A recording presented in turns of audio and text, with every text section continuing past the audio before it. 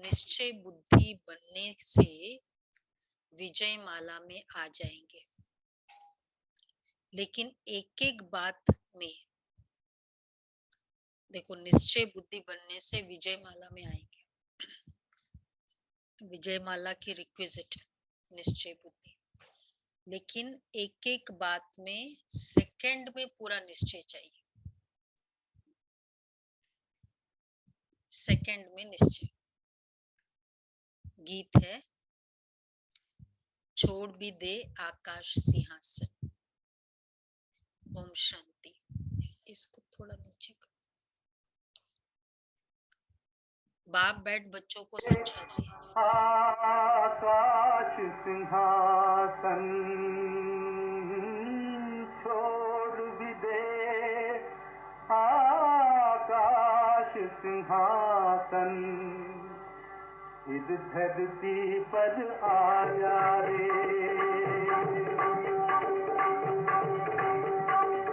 छोड़ भी दे आकाश सिंहासन इस धरती पर आ जा रे। इस धरती पर आ जा रे। इस धरती पर आ जा रे। इस धरती पर आ जा रे।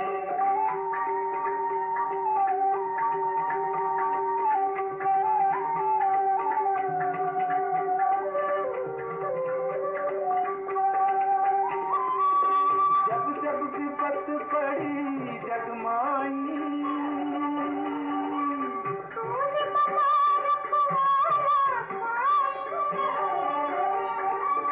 पाप कपट की फैल रही है, पाप कपट की फैल रही है।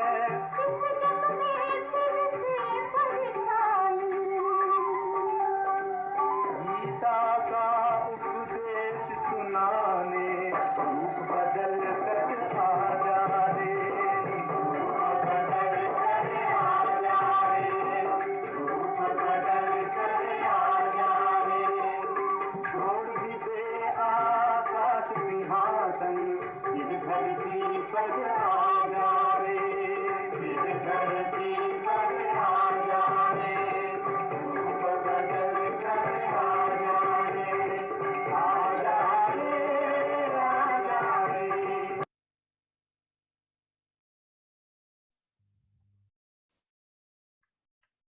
बाप बैठ बच्चों को समझाते हैं।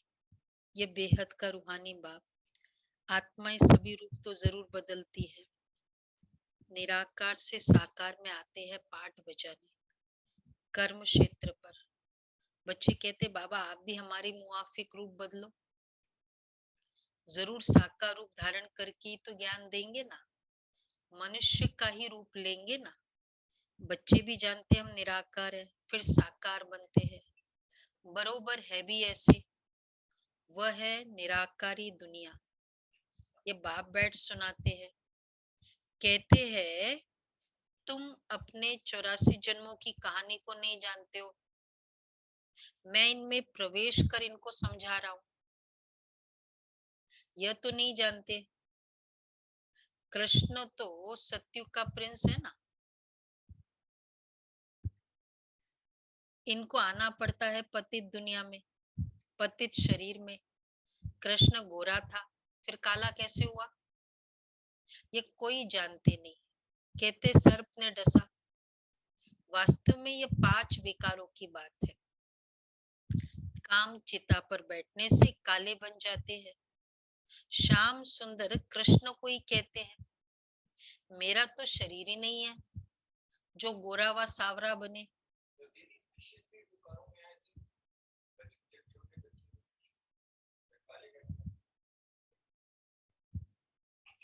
आंसर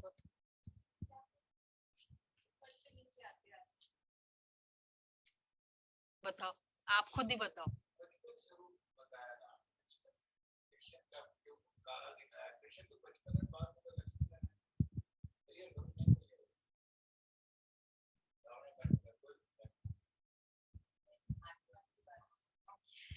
देखो आत्मा है ना, श्री कृष्ण नहीं, श्री कृष्ण की आत्मा। तो आत्मा गोरी थी और आत्मा सावरी बनी। तो जैसी आत्मा वैसा शरीर। आत्मा जब गोरी थी तो क्या थी? हाँ नहीं, जब आत्मा गोरी थी तो कृष्ण थी, तो वही कृष्ण की आत्मा सावरी बनी द्वापर से, तो वो फिर वो वही कृष्ण क्या कहेंगे? आप बेटे को, छोटा था तो बहुत गोरा था, अभी बहुत काला हो गया, आप क्या कहते हैं? हाँ, तो मतलब हुआ तो वही बेटा ना। हुआ वो, उन्होंने रॉन्ग दिखा दिया ना, यही पर हुआ तो वही बेटा ना। वैसे आत्मा, कृष्ण की आत्मा आ, काली थी, सावरी बनी, पहले गोरी थी। कृष्ण नहीं, मतलब कृष्ण की आत्मा। फिर उन्होंने, उनको तो श्री कृष्ण को ही पता है ना, तो उसने उसी को उन्होंने गोरा सावरा बता दिया, इस्कॉन का कृष्ण गोरा तो बाकी कृष्ण काले। बच्चे कहते बाप आप भी हमारे मुआफिक रूप बदलो। बच्चे भी जानते हम निराकार है। कहते सर्प ने डसा, काम चिता पर बैठने से काले बन गए। तो सारी कृष्ण के साथ जो भी उसकी वंशावली थी सारी बन गई, क्योंकि पहले कृष्ण बना। ये कोई जानते ही नहीं है। श्याम सुंदर कृष्ण को ही कहते मेरा तो शरीर ही नहीं है, जो गोरा व सावरा बने। मैं तो एवर पावन हूँ, मैं कल्प कल्प संगम पर आता हूँ। जब कलयुग का अंत सत्युग का आदि होता है, मुझे ही आकर स्वर्ग की स्थापना करनी है। सत्युग है सुखधाम, कलयुग है दुखधाम। इस समय मनुष्य मात्र सब पतित है। सत्युग के लक्ष्मी नारायण महाराजा महारानी की गवर्नमेंट को भ्रष्टाचारी तो नहीं कहेंगे ना, तो वहां की गवर्नेंस कौन सी है? आजकल चल रहा है ना गुड गवर्नेंस, तो ट्रांसपेरेंट गवर्नेंस, तो वहां की वो गवर्नेंस है। तो तुम भी सन्यासी, सॉरी, एक ही धर्म था, यहाँ सब पतित है। भारत स्वर्ग था तो देवी देवता का देवी देवताओं का राज्य था। एक ही धर्म था, संपूर्ण पावन भ्रष्टाचारी थे। भ्रष्टाचारी श्रेष्ठाचारियों की पूजा करते। सन्यासी पवित्र बनते हैं तो अपवित्र उनको माथा टेकते हैं। सन्यासी को गृहस्थी फॉलो तो कुछ करते ही नहीं है, सिर्फ कह देते मैं फलानी सन्यासी का फॉलोअर्स हूँ। तो जब फॉलो करो, अगर वो सन्यासी को फॉलो करो तो ये है ना, खाली उसके लेक्चर्स अटेंड करने में, उसका फोटो मेरे मंदिर में रखने से फॉलोअर नहीं होते, या मंत्र लेने से। 3 तरीके से उन्होंने अपने आप को फॉलोअर कह दिया। तो बाबा कहते फॉलो करो तो फॉलोअर्स है। अब ये लॉजिकल है कि नहीं? है ना लॉजिकल पॉइंट ये। सन्यासी उनको समझाते तुम भी सन्यासी बन जाओ, तब कहेंगे फॉलोअर। मैं कई होते हैं ना, गुरु जी को फॉलो करता हूँ, बुद्धिज्म को फॉलो करता हूँ, श्री श्री को फॉलो करता हूँ। तो बाबा क्या कह रहे हैं उनके लिए? तुम भी उनके तुम भी उनकी तरह बन जाओ, तब कहेंगे फॉलोअर। तुम भी सन्यासी बन जाओ। गृहस्थी फॉलोअर्स बनते, परंतु वो पवित्र तो बनते ही नहीं। न सन्यासी उनको समझाते हैं। पवित्रता कोई गृहस्थी क्या ही कर ही नहीं सकता, क्या ही नहीं, सन्यासी क्या ही नहीं सकता। क्यों? न वो खुद समझते हैं कि हम फॉलो तो करते नहीं है, सन्यासी कहते नहीं और वो खुद समझते नहीं कि हम फॉलो करते। वो गिल्ट भी नहीं होता है, मतलब एक पवित्रता के लिए रिगार्ड भी नहीं है। अगर बाबा का ज्ञान न हो तो लोग सोचते बेचारा, कई तकलीफ होगी जो शादी नहीं करते। यहाँ पहले मतलब शुरू शुरू में जैसे कई होते हैं ना, सोचते पता नहीं इन बहनों को कुछ ऐसा ही कुछ प्रॉब्लम हुई होगी लाइफ में इसलिए ऐसे है। तो पवित्रता का वैसे मान है, पूजेंगे करेंगे, पर प्रैक्टिकल में कोई करे तो वो फिर रिगार्ड नहीं है उतना। तो बाबा कहते हैं न सन्यास उनको समझते, न वो खुद समझते कि हम फॉलो तो करते ही नहीं है, वो भी खुद नहीं समझते। यहाँ तो पूरा फॉलो करना है। मात पिता को गाया जाता है फॉलो मदर फादर, और संग बुद्धि योग तोड़ना है। सभी देहधारियों से तोड़ मुझे एक बाप से जोड़ो, तो बाप के पास पहुंच जाएंगे, फिर सतयुग में आ जाएंगे। तुम ऑलराउंडर हो ना। कैसे विनोद भाई, तुम ऑलराउंडर हो। नहीं आता है आपको? मतलब ऑल थ्रू 84 जन्म का रेफरेंस है शायद। सारे 84 जन्मों की बात है ना ऑलराउंडर के लिए।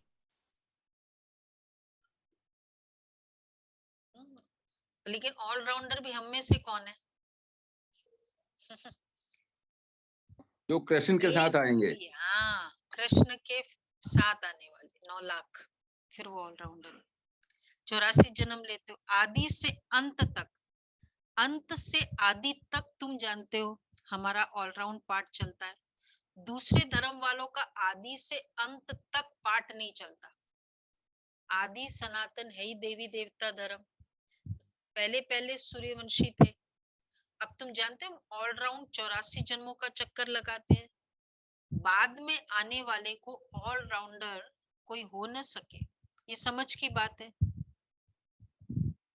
बाप के सिवाय कोई समझा न सके। तो जो ऑलराउंडर नहीं है उनकी एक और लिमिटेशन होगी। जो ऑलराउंडर होगा वो ऑल को एक्सेप्ट करेगा। हाँ, क्योंकि हम आत्माएं शुरू से लेकर सब जगह, तो हम सब धर्म को एक्सेप्ट करते हैं। लेकिन जो वो उसी समय आने वाले होंगे वो सबको एक्सेप्ट भी नहीं करेंगे। जैसे जो पिता होगा ना, दादा, उसको पूरी फैमिली अच्छी लगती है, लेकिन ये पोते पोतियां होती है हम और हमारे, ये मतलब इतना सा उनको इतना पूरा नहीं अच्छा लगता।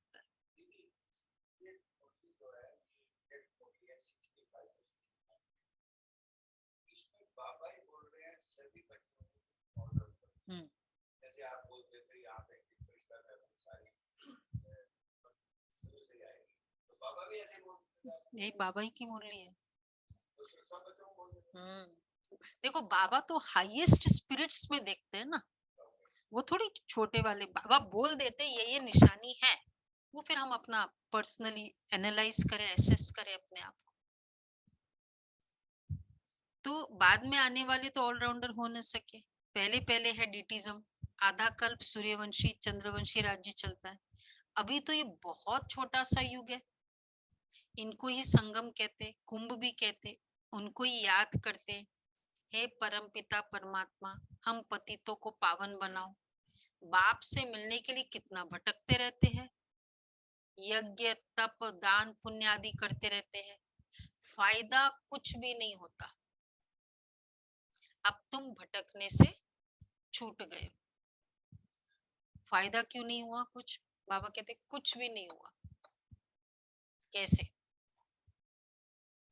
पर्सनली अगर मेरे ग्रोथ नहीं हुई, संकल्पों का फायदा नहीं हुआ, तो बाकी कुछ भी हुआ हो, लेकिन पर्सनल मेरा घाटा चल रहा है।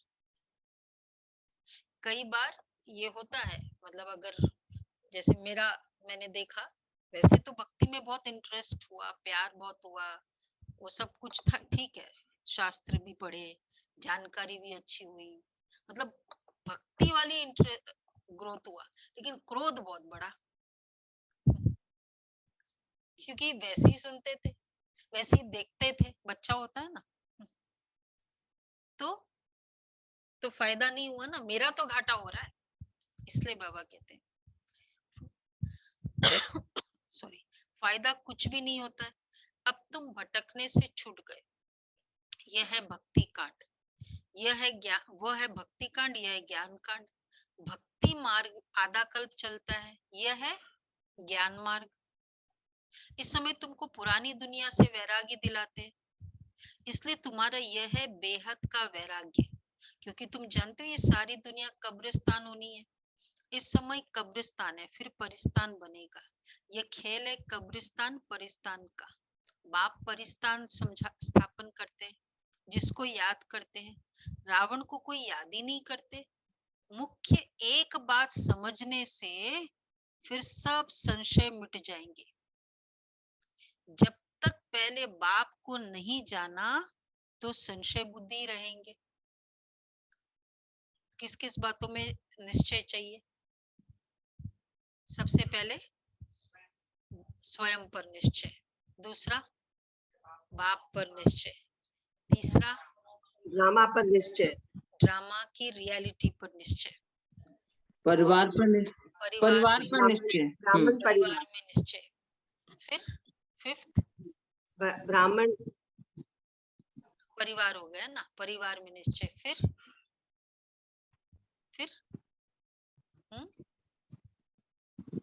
पढ़ाई पे निश्चय। अगर और खोल खोल करके रो, पढ़ाई पे निश्चय, धारणा पे निश्चय। जो बाबा ने धारणा दी वो वो है ही राइट। हाँ दीदी मेन निश्चय तो ये है कि भाई बाबा का ज्ञान है, ये सबसे बड़ा निश्चय ये है वो है कि बाबा ने हर चीज पे निश्चय होता है ना। फिर अगर खोल खोल कर देखे, इसी तरह यज्ञ पर निश्चय, यज्ञ के कारोबार पर निश्चय। तो बाबा कहते संशय बुद्धि विनश्यंती, बरोबर हम सब आत्माओं का ये बाप है, वही बेहद का वर्षा देते हैं। निश्चय से ही विजय माला में पिरो सकते हैं। ये 8 निश्चय है। कितने निश्चय हो गए? तो निश्चय से ही विजय माला में पिरो सकते हैं। भविष्य पर भी निश्चय हो, हमको अपने भविष्य पर भी निश्चय हो। एक एक अक्षर में सुनो, सेकंड में निश्चय होना चाहिए। कितना टाइम लगना चाहिए? बाबा कहते तो पूरा निश्चय होना चाहिए ना। बाबा कहते हैं तो पूरा निश्चय होना चाहिए। बाप निराकार को कहा जाता है। ऐसे तो गांधी को भी बापूजी कहते थे, परंतु यहाँ तो वर्ल्ड का बापूजी चाहिए ना। वो तो है ही वर्ल्ड का गॉड फादर। वर्ल्ड का गॉड फादर वो तो बहुत बड़ा हुआ ना, उनसे वर्ल्ड की बादशाही मिलती है, ब्रह्मा द्वारा स्थापना होती है विष्णु के राज्य की। तुम जानते हो हम ही विश्व के मालिक थे। हम सो देवी देवता थे, फिर चंद्रवंशी, वैश्यवंशी, शूद्रवंशी बने। इन सब बातों को तुम बच्चे ही समझते हो। बाप कहते भी है इस मेरे ज्ञान यज्ञ में विघ्न बहुत पड़ेंगे। यह है रुद्र ज्ञान यज्ञ। शुरू से लेकर ऑपोजिशन, विघ्न, फिर बाद में थोड़ा सा ठंडा हुआ, मधुबन आए, तो मधुबन के पूरे क्लाइमेटिक कंडीशन कितना बड़ा विघ्न था। तो हर चीज में विघ्न ही था। तो यह रुद्र ज्ञान यज्ञ, इनसे विनाश ज्वाला प्रज्वलित होती है। जितने ज्यादा हम योग करेंगे, भट्टी कर रहे हैं ना सभी स्पेसिफिक, उतना विनाश ज्वाला प्रज्वलित। इसमें सारी पुरानी दुनिया खत्म हो, एक देवता धर्म की स्थापना हो जाएगी। तुमको समझाने वाला बाप है, वह सच बोलते हैं। नर से नारायण बनने की कथा सुनाते हैं। ये कथा तुम अभी ही सुनते हो, ये कोई परंपरा नहीं चलती है। अब बाप कहते हैं तुमने 84 जन्म पूरे किए हैं, अब फिर नई दुनिया में तुम्हारा राज्य होगा। यह है राजयोग का ज्ञान। सहज राज्यों की नॉलेज एक परम पिता परमात्मा के पास ही है, जिसको प्राचीन भारत का राजयोग कहते हैं। बरोबर कलयुग को सतयुग बनाया था, विनाश भी शुरू हुआ था, मुसलों की ही बात है। सतयुग त्रेता में तो कोई लड़ाई होती ही नहीं, बाद में शुरू होती है। और कौन सी लास्ट लड़ाई है? बाबा कहते लास्ट लड़ाई है मुसलों की, मिसाइल्स, मुसल। आगे तलवार से लड़ते थे, फिर बंदूकबाजी चलाई, फिर तोप निकाला, अब बॉम्ब्स निकाले हैं। तो ये क्यों मुसलों की लड़ाई लास्ट है? इसके पीछे रीजन बहुत अच्छा लॉजिकल रीजन।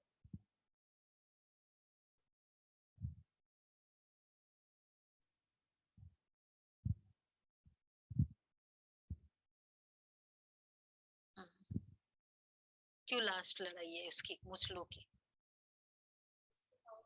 बहुत सारी आत्माओं को एक साथ खत्म करना है। हाँ, क्योंकि नहीं तो सारी दुनिया का विनाश कैसे हो? तलवारों से कैसे पूरा होगा? तो सारी दुनिया का फास्ट में विनाश चाहिए, इसलिए। फिर उनके साथ नेचुरल कैलेमिटीज भी है, मूसलधार बरसात, फेमाइन, यह है नेचुरल कैलेमिटीज। समझो अर्थक्वेक होती है, उसको कहते हैं नेचुरल कैलेमिटीज। उसमें कोई कर ही क्या सकते हैं,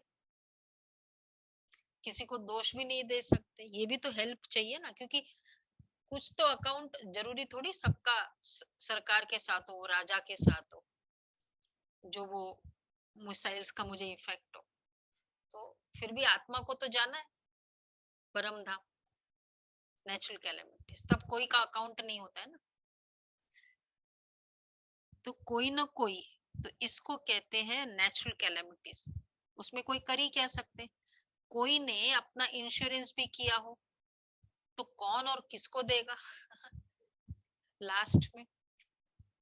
वही पाकिस्तान से जब वो स्टोरीज कितनी सुनते हैं ना, कि वहां वालों ने कहा कि प्लीज हमको जाने दो, भारत में हमारा यहाँ पड़ा है, पर कुछ नहीं कर सके, नहीं जाने दिया। जब डिवीजन हुआ था तब गया यहाँ का यहाँ। तो कोई तो बाबा कहते इंश्योर भी कर दे तो किसको मिलने वाला है और किसको देगा? कोई ने अपना इंश्योरेंस भी किया है, सब मर जाएंगे, किसको कुछ भी मिलेगा नहीं। अभी तुम्हें फिर इंश्योर करना है बाप के पास। कोई सब कुछ इंश्योर करेगा तो सारा कुछ इंश्योर कर दिया तो तो उनको बादशाही मिल जाएगी। बाबा ने कहा ना वही मुरली में, लौकिक अलौकिक, जितना लौकिक कम से कम उतना अलौकिक, उससे ज्यादा हो, फिर बादशाही मिल जाएगी। जैसे बाबा अपना बतलाते हैं, सब कुछ दे दिया, बाबा पास फुल इंश्योर कर दिया तो फुल बादशाही मिलती है। बाकी तो ये दुनिया ही खत्म हो जाती है। ये है मृत्यु लोक, किनकी दबी रहेगी धूल में, किनकी राजा खाए। कहाँ जब कहाँ आग लगती है, वहां कोई आफत आती तो चोर लोग लूट ले जाते। और चलो ये लास्ट समय के बाद तो चलो छोड़ो, लेकिन इवन अपने जीवन काल में हमारी एक जैसी स्थिति परिस्थिति रहती नहीं है ना। मन कभी एक जैसा रहता है ना, बाहर की परिस्थिति एक जैसे रहती है। तो आज जो संकल्प आया और हम मतलब आज अच्छी है, भरपूरता है, बहुत कुछ है। कल पता नहीं वो सेम भरपूरता है, संकल्प सेम रहेगा। शेयर बाजार का लॉस ही इतना हो जाए तो क्या संकल्प आता था कि अच्छा हुआ उस समय जो भी बाबा के स्थान के भी निमित्त बने थे। तो यही देखा हमने लौकिक में भी कि वो स्थान के लिए सो सेवा कर दी तो वो कर दी, बाद में अगर कहते तो शायद उतनी सेवा भी नहीं होती। संकल्प वही था, लेकिन वो वैसे वो भी तो चाहिए ना, उतना ही उस समय था तो हो जाता है। तो इसलिए बाबा कहते हैं कि एक समय भी पूरा नहीं होता है। लास्ट की तो बात ही छोड़ो। तो बाबा के पास फुल इंश्योर कर लिया, ये समय ही अंत का है, इसलिए अब बाप को याद करना है। क्या करना है? मदद करनी है। सबसे बड़ी मदद हमारी कौन सी है बाबा के लिए? याद की मदद। जितना हम योगी, सबसे बड़ा सहयोगी है। इस समय सब पतित है, वो पावन दुनिया स्थापन कर न सके, ये तो बाप का ही काम है। बाप को ही बुलाते हैं, निराकारी दुनिया से आओ, आकर रूप धरो। तो बाप कहते हैं मैं साकार में आया हूँ, रूप धरा है, परंतु हमेशा इसमें नहीं रह सकता हूँ। सवारी कोई सारा दिन थोड़ी होती है सारा दिन हम कार में थोड़ी बैठे रहेंगे, घोड़े पर थोड़ी बैठा रहेगा। बैल की सवारी दिखाते हैं, कितना अच्छा है ना। सवारी है, ब्रह्मा बाबा सवारी है। जब जरूरत होती है तब सवारी यूज करते, जब जरूरत नहीं सवारी बाजू में। भाग्यशाली रथ मनुष्य का दिखाते हैं। अब यह राइट है वह किसको बाबा पूछ रहे हैं? कौन से? हाँ, बैल राइट है या ये नंदीगण राइट? ये वाला ब्रह्मा बाबा राइट है? बोलो भाई, भक्ति वाले बोलो। सुमन बेन बताओ, अब खुद सोचो, भगवान बैल लेगा या ब्रह्मा बाबा मतलब कोई आत्मा लेगी, मनुष्य लेगा? लेते लेते भैया अच्छा वाहन तो दो। वैसे बैल, बैल बुद्धि, भैंस बैल मतलब वो बुद्धि भी, हाँ मोटी बुद्धि बोलते हैं ना। हाँ, तो क्या लगता है वो ले सकता है? हाँ, ये भी अच्छी बात। बैल में आते तो बोलते कैसे, समझाते भी कैसे, भाषा भी कैसे समझाते?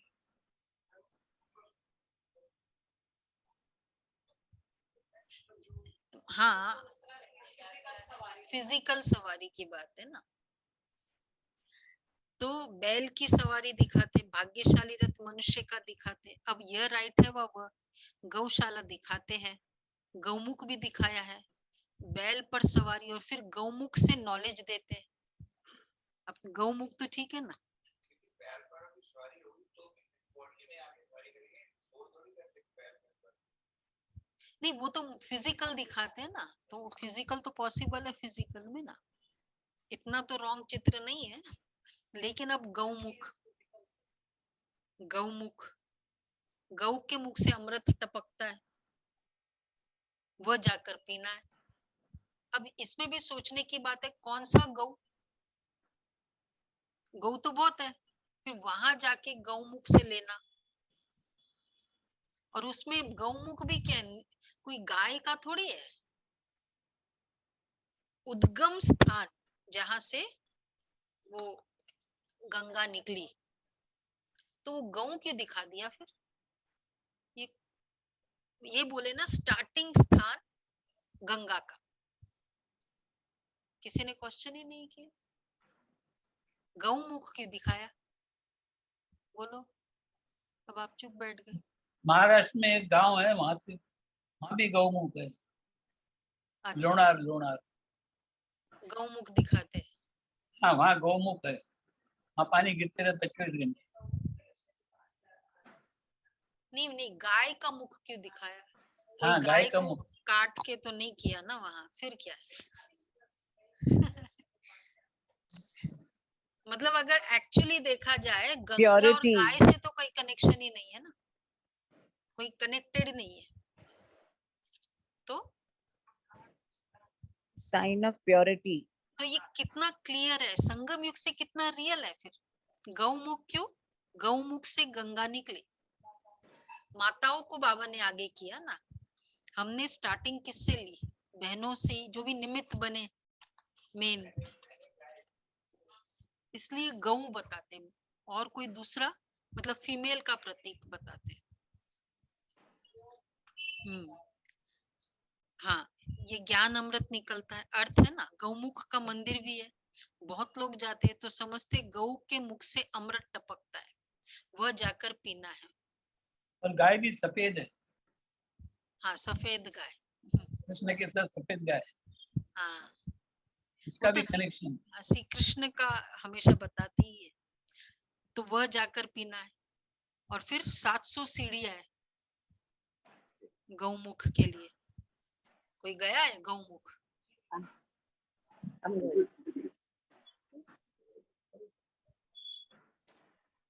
जा ही नहीं सकते, मतलब थोड़ा डिफिकल्ट है। 700 सीढ़ियां है। बाबा तो फिर सब धाम की यात्रा की हुई है ना, वो रथ भी तो। सबसे बड़ा गौमुख तो यह है, कौन सा? ब्रह्मा बाबा। ब्रह्मा बाबा। तो अमरनाथ पर कितनी मेहनत कर जाते हैं, वहां है कुछ भी नहीं, सब ठगी है। दिखाते शंकर ने पार्वती को कथा सुनाई। अब क्या पार्वती की दुर्गति हुई जो उनको कथा बैठ सुनाई? मनुष्य मंदिर आदि बनाने में कितना खर्चा करते हैं। बाप कहते खर्चा करते करते तुमने सब पैसे गवा दिए। तुम कितने सॉल्वेंट थे, अब इनसॉल्वेंट बन गए हो। फिर मैं आकर सॉल्वेंट बनाता हूँ। तुम जानते हो बाप से हम वर्षा लेने आए हैं, तुम बच्चों को दे रहे हैं। भारत है परम पिता परमात्मा का बर्थ प्लेस, तो सबसे बड़ा तीर्थ हुआ ना। फिर सर्व पतितों को पावन भी बाप ही बनाते। गीता में अगर बाप का नाम होता तो सभी यहाँ आकर फूल चढ़ाते। अगर शिव बाबा का, और पता चला शिव बाबा यहाँ आए हैं। वैसे भी जब शिवरात्रि होती है ना, तो अज्ञानी भी काफी आते हैं ब्रह्मा कुमारी इसमें। उस दिन हमने देखा ना, शिवरात्रि के दिन प्रोग्राम किया, बहुत ज्यादा पब्लिसिटी नहीं थी, लेकिन क्योंकि इन लोग शिव को मानते हैं तो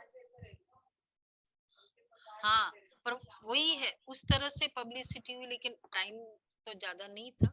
लेकिन एक मान्यता है कि यहाँ आप शिव को मानते हैं, तो ब्रह्मा कुमारियों के पास शिवरात्रि है तो उस दिन जरूर जाना चाहिए, जिसकी जैसे स्पेशलिटी।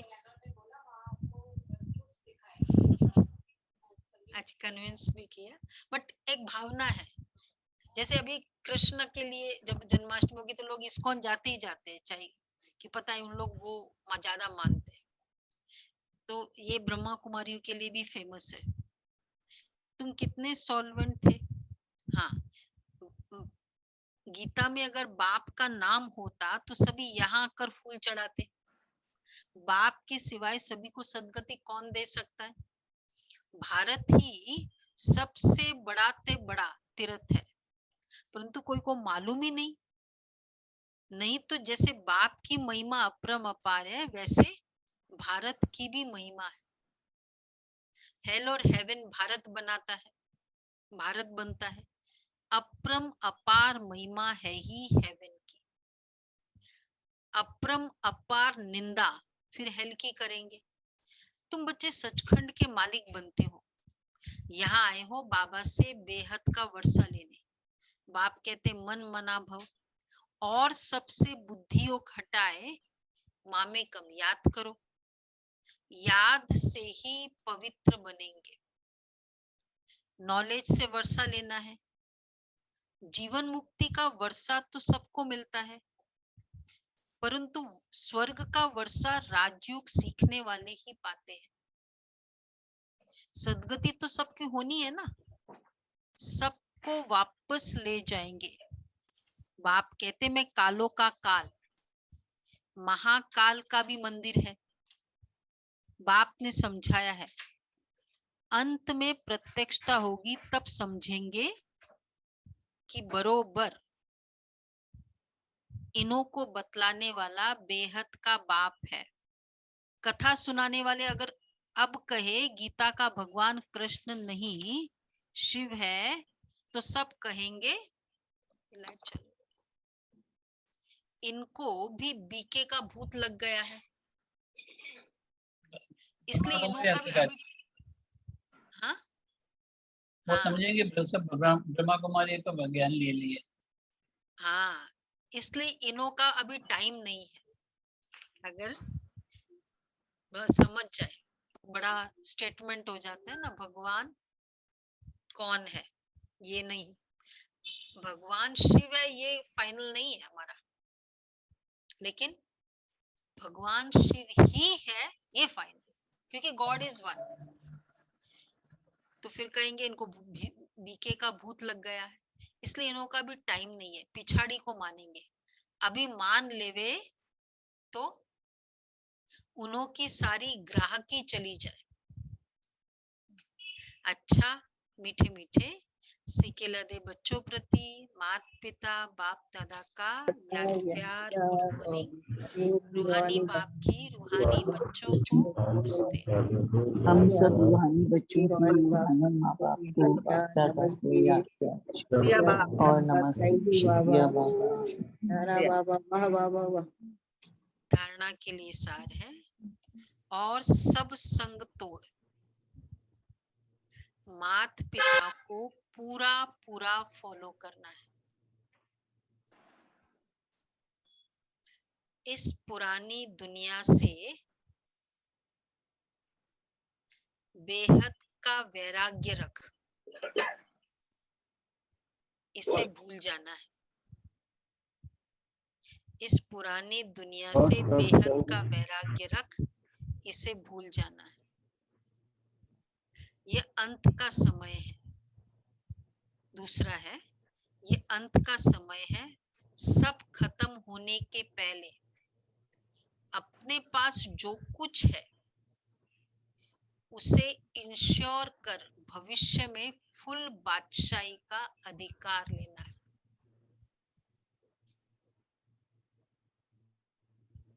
जो कुछ है उसे इंश्योर कर भविष्य में फुल बादशाही का अधिकार लेना है।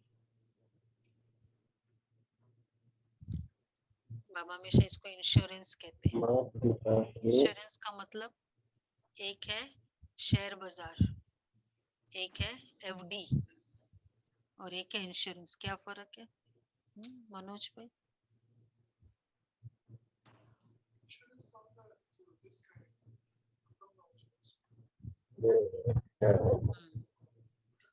प्रोटेक्शन मतलब मिलेगा ही मिलेगा, इंश्योरेंस होते ही तो। और शेयर बाजार तो गारंटी नहीं। हाँ, ये वाला इंश्योरेंस में, यहाँ वाला वहाँ वाला भी तो रिस्क में सारा ही कुछ मिल जाएगा, मिलना है। यहाँ भी वही है, इसलिए इंश्योरेंस है, एफडी नहीं है। उसमें तो फिक्स्ड रिटर्न है। इसमें तो किया और इंश्योर किया और मिलना ही मिलना है। तो अच्छा, वरदान है, ब्राह्मण जीवन में सदा खुशी की खुराक खाने और खिलाने वाले श्रेष्ठ नसीबवान भव। ब्राह्मण जीवन में सदा खुशी की खुराक खाने और खिलाने वाले श्रेष्ठ नसीबवान भव।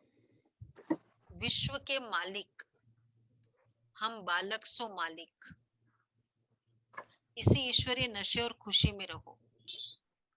वहां मेरा श्रेष्ठ भाग्य अर्थात नसीब, इसी खुशी के झूले में सदा झूलते रहो।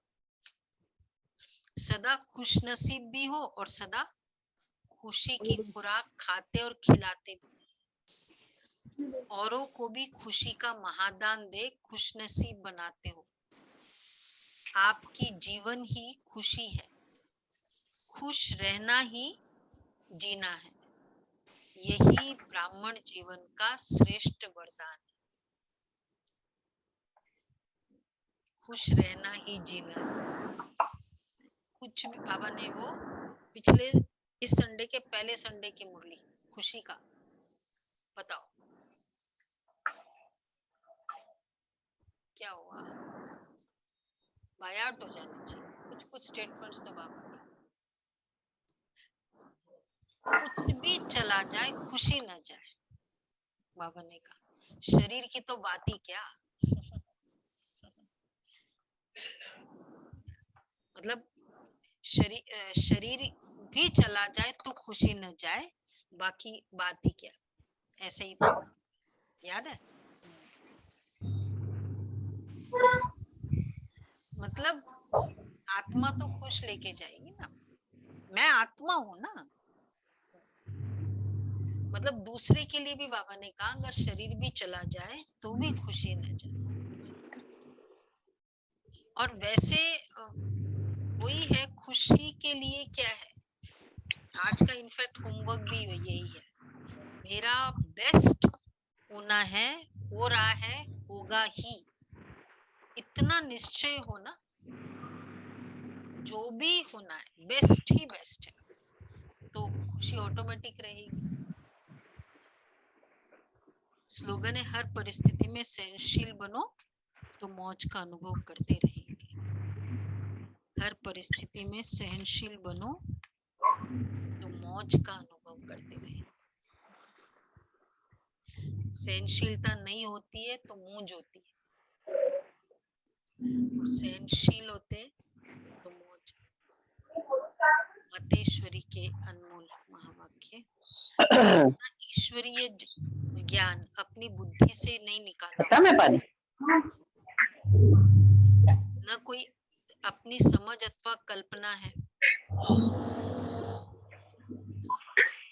अथवा संकल्प है, परंतु ये ज्ञान सारी सृष्टि का जो रचता है उस द्वारा सुना हुआ ज्ञान है, और साथ साथ सुनकर अनुभव और विवेक में जो लाया जाता है वो प्रैक्टिकल आपको सुना रहे हैं। अगर अपने विवेक की बात होती तो सिर्फ अपने पास चलती, परंतु ये तो परमात्मा द्वारा सुन विवेक से अनुभव में धारणा करते हैं। जो बात धारणा करते वो जरूर जब विवेक और अनुभव में आती तब अपनी मानी जाती है। मेरे कर्म में आया, हमने पवित्रता की धारणा की तो विवेक भी माना और अनुभव भी किया, तो फिर अब परमानेंट जीवन के लिए ले लिया ना। ये बात भी इन द्वारा हम जान चुके हैं। तो परमात्मा की रचना क्या है, परमात्मा क्या है, बाकी कोई अपने संकल्प की बात नहीं है। अगर होती तो अपने मन में उत्पन्न होती, यह अपना संकल्प है। इसलिए जो अपने को स्वयं परमात्मा द्वारा मुख्य धारणा योग्य पॉइंट मिली हुई है वो है मुख्य योग लगाना, परंतु योग के पहले ज्ञान चाहिए। एक्चुअली बिना ज्ञान की समझ योग लगाते भी है तो वो मतलब वो एक रिलैक्सेशन फील होता है, पर कनेक्शन नहीं फील होता है। कनेक्शन और रिलैक्सेशन में क्या फर्क है?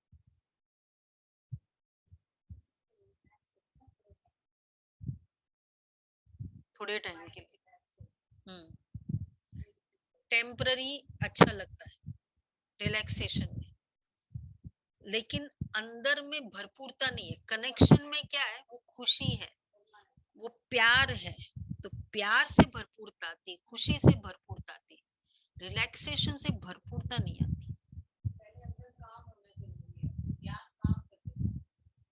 रिजॉल्व करता है, कामनेस तो वहां भी आती है रिलैक्सेशन में, सॉल्यूशन देता है ना, वो वाली कामनेस राइट है, लेकिन वो सॉल्यूशन।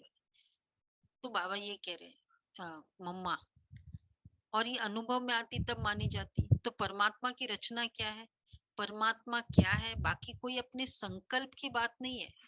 अगर होती तो अपने मन में उत्पन्न होती, यह अपना संकल्प है।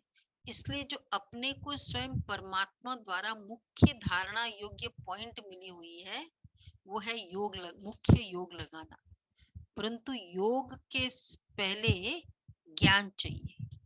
योग करने के लिए पहले ज्ञान क्यों कहते हैं? पहले सोचना समझना और बाद में योग लगाना। हमेशा ऐसे कहा जाता है ना, पहले समझ चाहिए, नहीं तो उल्टा कर्म चलेगा। इसलिए पहले ज्ञान जरूरी है। ज्ञान एक ऊंची स्टेज है जिसको जानने के लिए बुद्धि चाहिए, क्योंकि ऊंचे से ऊंचे परमात्मा हमको पढ़ाता है। अच्छा, दूसरा ये ईश्वरीय ज्ञान, एक तरफ तोड़ना दूसरी तरफ जोड़ना। एक परमात्मा की संग जोड़ो, जिस शुद्ध संबंध से हमारे ज्ञान की सीढ़ी आगे बढ़ेगी, क्योंकि इसी समय आत्मा कर्म बंधन वश हो गई है। वह आदि में कर्म बंधन से रहित थी, बाद में कर्म बंधन में आई और अब फिर से अपने कर्म बंधनों से छूटना है। अब अपने कर्मों की बंधाई मानी भी न हो, अपने कर्मों की बंधाई मानी न हो, मतलब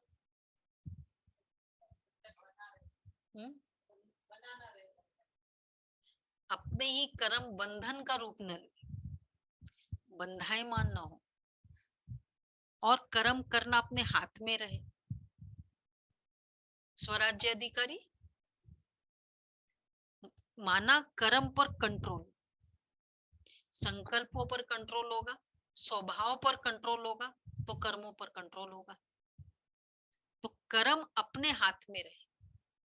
इसलिए कई बार बोलने के बाद क्या कहते हैं, क्या है जबरदस्ती बोला, कम इतना नहीं बोलना था, तो कर्म कंट्रोल में नहीं है ना, तभी कर्मों की बंधाई मानी नहीं आएगी। इसको ही जीवन मुक्ति कहते हैं। नहीं तो कर्म बंधन में चक्र में आने से सदा काल के लिए जीवन मुक्ति नहीं मिलेगी। अब तो आत्मा से पावर निकल गई और उनके कंट्रोल बिगर कर्म हो रहे हैं, लेकिन कर्म आत्मा से होना चाहिए। तो अभी किससे हो रहे हैं कर्म? कर्म आत्मा से होना चाहिए। तो अभी कर्म संस्कारों से हो रहा है, आत्मा से कहाँ हो रहा है? संस्कारों वश, स्वभाव वश ये सब राजा बने बैठे हैं। मतलब राजा कोई अपना बोल ही नहीं रहा है और सब ये बाजू में बैठे मंत्रीगण वही चला रहे हैं। इनफैक्ट राजा को भी वो चला रहे, राज्य को भी चला रहे। तो अब तो आत्मा से पावर निकल गई, तो और उनके कंट्रोल बिगर कर्म हो रहे हैं और लेकिन कर्म आत्मा से होना चाहिए और आत्मा में जोर आना चाहिए और कर्मों को इस स्थिति में आना चाहिए जो कर्मों की बंधाई मानी न रहे। नहीं तो मनुष्य दुख सुख के लपेट में आ जाते हैं, क्योंकि कर्म उन्हों को खींचता रहता है। आत्मा की शक्ति उस पावर में आती है जो कर्मों की बंधाई मानी में ना आवे। यह है रिजल्ट। इन बातों को धारण करने से सहज हो जाएगा। इस क्लास का मकसद ही यही है। बाकी अपने को कोई वेद शास्त्र पर डिग्री हासिल नहीं करनी है, बल्कि इस ईश्वरीय ज्ञान से अपने को जीवन बनानी है, जिस कारण ईश्वर से वो शक्ति लेनी है। वो डिग्री जो अच्छा ओम शांति, ये जो डिग्री की बात है ना, तो कितने ऐसे बाबा के पुराने बच्चे, बाबा ये वाली डिग्री, इंजीनियर थे, अच्छी अच्छी डिग्री थी, ज्ञान समझ में आया, पूरा निश्चय हुआ, हाथों से डिग्री को फाड़ दी। बोले ये डिग्री कोई चाहिए नहीं। इंदौर के ओम प्रकाश भाई, हाँ हाँ, बहुत बड़ी बड़ी डिग्री ली, इंजीनियर, गोल्ड मेडलिस्ट थे। तो उन्होंने बस फाड़, और इतना नशा चढ़ा, कौन फाड़ सकता है डिग्री को, बहुत नशा। इंदौर की सेवा की शुरुआत, इंदौर हॉस्टल बहुत सारे किए।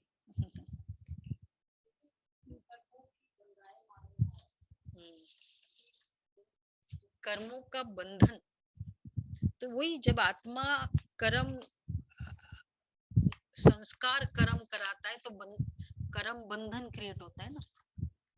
और जब आत्मा स्वयं डिसाइड करती है, आत्मिक शक्ति से, आत्मिक पावर से जो कर्म होता है, तो कैसा कर्म होगा? जैसे मम्मा का होता था कि एकदम एक बार किया फिर दोबारा रिपीट नहीं। ये बार बार जो रिपीट होता रहता है गलतियां, तो कौन सी पावर से हो रहा है? ये बंधन बनता जा रहा है, बंधन पुल।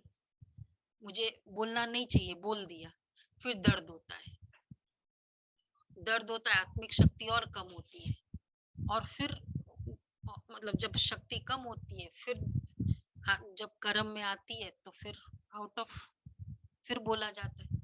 तो बार बार जो हो रहा है ना, वो इसलिए क्योंकि आत्मिक शक्ति कम, संस्कार के वश किया जाता है।